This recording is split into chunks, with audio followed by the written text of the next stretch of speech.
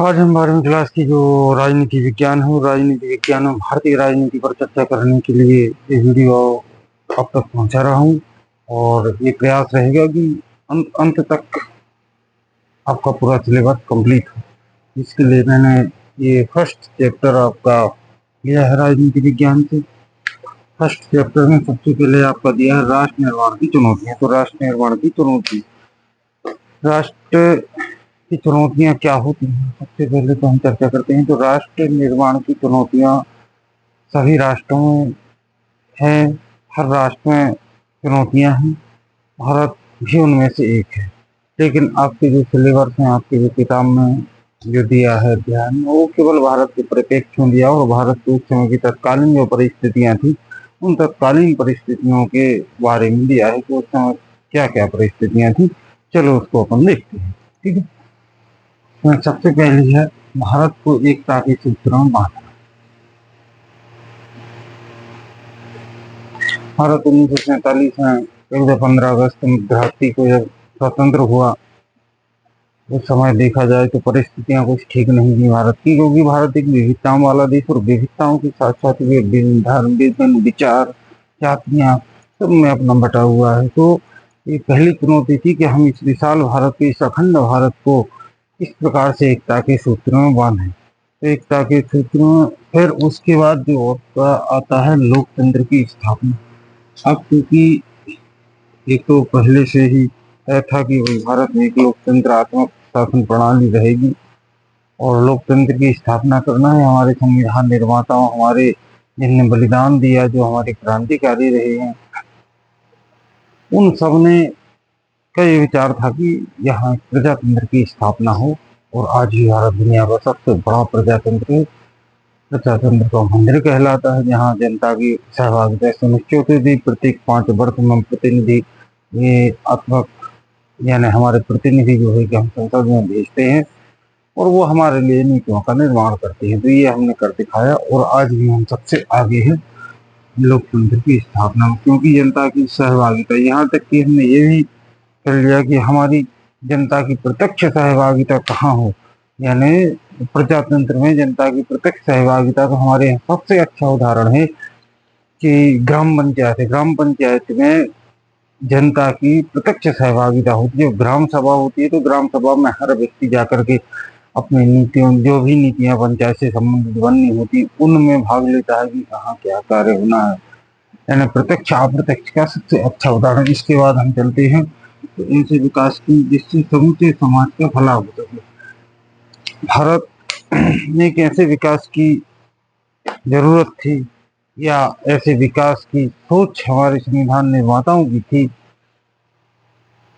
कि भारत जो है विकास करे तो उस अंतिम व्यक्ति तक विकास पहुंचना चाहिए, जो दूर दराज के क्षेत्रों में जहां तक हम नहीं पहुंच पा रहे, लेकिन हमारी नीतियां उन तक पहुंचना चाहिए। क्योंकि भारत बहुत विभिन्न तरीके से पिछड़ा हुआ भी था और उसका विकास की हमें जरूरत थी कि वो सारे लोगों तक उस विकास की अवस्था को पहुंचाए। जो भी शासन की नीतियां हो वो अंतिम व्यक्ति तक पहुंचाई जा सके। रजवाड़ों की विलय की समस्या। अब अगला जो है आपका रजवाड़ों की विलय की समस्या, हम आप सभी जानते हैं। यदि थोड़ा बहुत भी अध्ययन किया होगा तो आप जानते होंगे कि भारत 2 तरीके से स्वतंत्र हुआ। पहला वो भारत था जिसमें ब्रिटेन का सीधा नियंत्रण था, एक उस भारत को हम मानते। दूसरा भारत वो भारत था जो राजाओं के नियंत्रण में था। यानी भारत 2 तरीके से स्वतंत्र हुआ। एक वो भारत जो राजाओं के नियंत्रण में था और एक वो भारत जो सीधे ब्रिटिश सरकार के नियंत्रण में था। ब्रिटिश सरकार का नियंत्रण तो भारत स्वतंत्र हो गया, लेकिन अभी राजाओं को, रजवाड़े जो थे, उनको ये कह दिया गया है, उनको अवसर दे दिए गए कि भाई तुम जाकर के स्वतंत्र भी रह सकते हो, चाहो तो अपने भारत संघ में विलय भी कर सकते हो। हालांकि ये कठिनाई हम आप सभी जानते हैं, पर चर्चा अपन कर चुके हैं कि क्या समस्याएं हुई रजवाड़ों को विलय को लेकर के, जिसमें 3 रियासतें केवल बचती हैं, जूनागढ़, जम्मू कश्मीर, हैदराबाद। 3 रियासतें समस्या पर एक रियासतें थी, बाकी पूरे और अन्य 565 देशी जो रियासतें थी तो उन सबका विलय कर लिया गया था। केवल 3 बाकी ही बची थी। जिसमें से जूनागढ़ हैदराबाद ही जन्म संग्रह या जनता ने विद्रोह कर दिया, उसको भी विलय कर लिया गया। लेकिन बचती है केवल जम्मू कश्मीर की रियासत। राजा हरि सिंह ने अपने आप को समझा कि मैं स्वतंत्र रहूंगा, हम कहीं नहीं जाना चाहेंगे और अपने स्वतंत्र अस्तित्व बनाए रखेंगे। लेकिन अंततः उस रियासत का भी विलय जो है भारत राज्य में कर दिया गया था। अब आती शरणार्थियों की समस्या। शरणार्थी मतलब वो है किसी दूसरे देश के नागरिक हैं, लेकिन किसी कारणवश हमारे देश में शरण लेने आए हैं।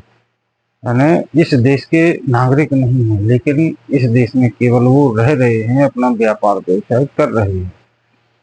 तो ऐसे लोगों की, क्योंकि भारत में जनसंख्या विस्फोट तो वैसे ही है, भारत में बहुत विशाल जनसंख्या वाला देश है, आज सेकंड नंबर पे आ रहा है और जनसंख्या की समस्या बनी हुई है, जनसंख्या विस्फोट है ही, और ऊपर से शरणार्थी की समस्या, लाखों लोग, करोड़ों लोगों को हम बाहर से झेलें। तो ये कुल मिलाकर के आपकी 5 समस्याएं हो गई। अब यदि राष्ट्र निर्माण की चुनौतियों के बारे में देखें तो राष्ट्र निर्माण की चुनौतियां बहुत सारी हो सकती हैं। इसमें एक राष्ट्र के निर्माण के लिए कौन कौन सी चुनौतियों को, जैसे भाई भतीजावाद है, भ्रष्टाचारी है, और आपसे अलगाववाद है, क्षेत्रवादिता है, भाषावाद है, ये सब क्या है, राष्ट्र की चुनौतियां हैं। एक अच्छे राष्ट्र के निर्माण करने में जिन जिन कठिनाइयों का सामना करना पड़ रहा है वो सारी उसकी चुनौतियां हैं। ठीक है, लेकिन आपके लिए इतना ही पर्याप्त है। और अगले वीडियो में अपन देखेंगे अगले चैप्टर जो आपका रहेगा, उस अगले चैप्टर पर चर्चा करेंगे। बस आज के इस वीडियो में केवल इतना ही। अब मिलते हैं अगले वीडियो में।